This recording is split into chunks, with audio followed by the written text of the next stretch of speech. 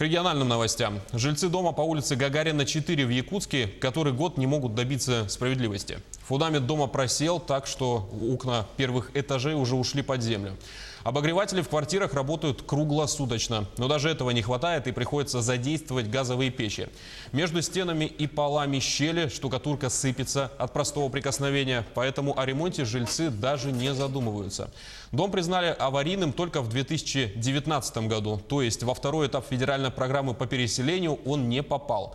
Жильцы боятся за жизнь и здоровье своих детей из-за угрозы обрушения потолков. Некоторые были вынуждены покинуть квартиры. Но многим некуда съехать на время ожидания, поэтому живут в аварийке с надеждой, так как ничего другого просто не остается.